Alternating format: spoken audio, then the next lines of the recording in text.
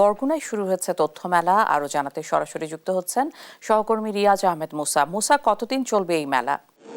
অসংখ্য ধন্যবাদ। তথ্যই শক্তি, তথ্যের অধিকার এবং তথ্যের যে অধিকার নিশ্চিত করার জন্য বরগুনার সচেতন নাগরিক কমিটি সনাক তথ্য মেলার আয়োজন করেছে এবং এই দুদিনব্যাপী এই যে আয়োজনে থাকছে ব্যাপক ইভেন্ট। এই ইভেন্টের মধ্যে চিত্রাঙ্কন প্রতিযোগিতা, রচনা প্রতিযোগিতা এবং পটগান, গণস্বাক্ষর এবং গণশুনানি।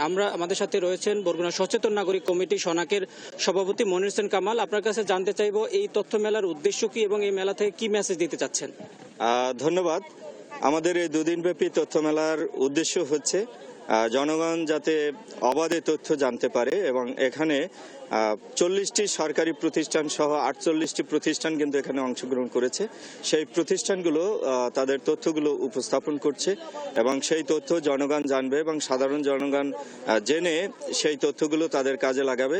আমরা অনেক সময় দেখি যে তথ্য জানা যায় না, তথ্য গোপন থাকে এবং এই মেলার মধ্য দিয়ে আমরা দুদিনের এই মেলার মধ্য দিয়ে আমরা জনগণকে তথ্য জানাবো। পাশাপাশি আমাদের জন্য যে তথ্য অধিকার আইনটি হয়েছে সেই তথ্য অধিকার আইনের মাধ্যমে জনগণ যাতে আবেদন করে তথ্য পেতে পারে সেই ব্যবস্থা আমরা করব এবং দুদিনব্যাপী বিভিন্ন ধরনের প্রতিযোগিতা আমরা আয়োজন করেছি। এখানে কিন্তু নাগরিক সমাবেশ হবে এবং গণশুনানি হবে।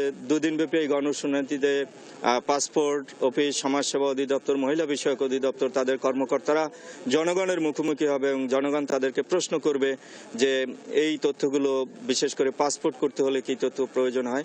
এভাবে সকল সরকারি দপ্তরগুলো আছে তাদের কিন্তু ভার্চুয়ালিও কিছু তথ্য তারা উপস্থাপন করবে। একই সাথে আমরা এই মেলাটাকে জমিয়ে রাখার জন্য আমাদের সাংস্কৃতিক অনুষ্ঠান চলবে।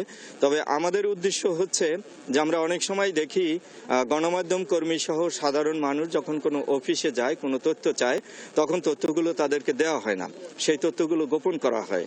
তো সেই তথ্যগুলো যাতে গোপন করতে না পারে, তথ্য অধিকার আইনের মাধ্যমে সেই তথ্য যে পাওয়া যায়, এই বিষয়টাই আসলে অনেক মানুষ জানে না।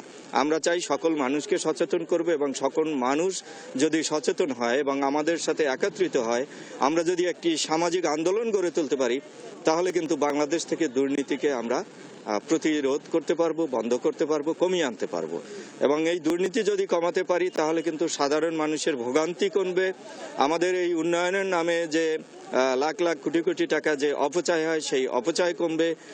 সাধারণ মানুষ এবং সরকারি কর্মকর্তাদেরকে জবাবদিহিতার মধ্যে আনতে পারলে তারা কিন্তু আমাদের জনগণকে অহেতুক ক্ষমতা দেখিয়ে, ভয় দেখিয়ে তাদেরকে হয়রানি করতে পারবে না, তাদেরকে অধিকার থেকে বঞ্চিত করতে পারবে না। আমরা চাই সকল মানুষ তাদের ন্যায্য অধিকার পাবে এবং এই অধিকার পাওয়ার জন্যই মূলত আমরা এই দুদিনব্যাপী এই মেলার আয়োজন করেছি এবং আমরা এই চ্যানেলের মাধ্যমে, এই মিডিয়ার মাধ্যমে আমরা আমন্ত্রণ জানাবো যে সবাই এই তথ্য মেলায় আসুন।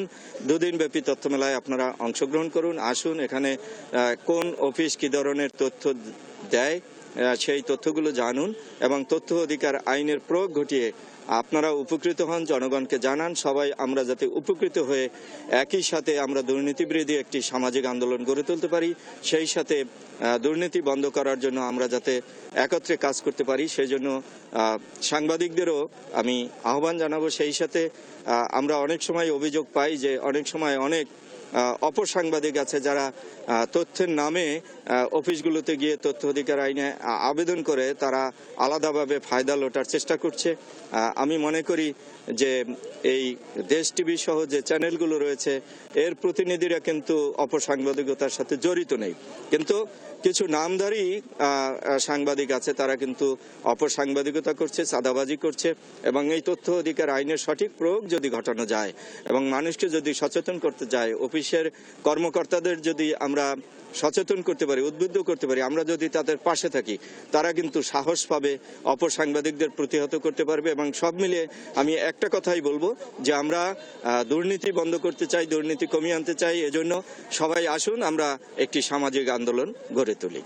যেমনটা শুনছিলেন যে আসলে তথ্য মেলার উদ্দেশ্য আমরা বরগুনা সচেতন নাগরিক কমিটি সনাকের যে সভাপতি তার মাধ্যমে জানতে পারলাম এবং দুদিন ব্যাপী ব্যাপক প্রোগ্রামের আয়োজন করা হয়েছে। এখন চিত্রাঙ্কন প্রতিযোগিতার আয়োজন করা হচ্ছে বাচ্চাদের মধ্যে দুর্নীতি বিরোধী চেতনা জাগ্রত করার জন্য। এই ছিল বরগুনা থেকে আমার কাছে সর্বশেষ। মুসা, অনেক ধন্যবাদ আপনাকে।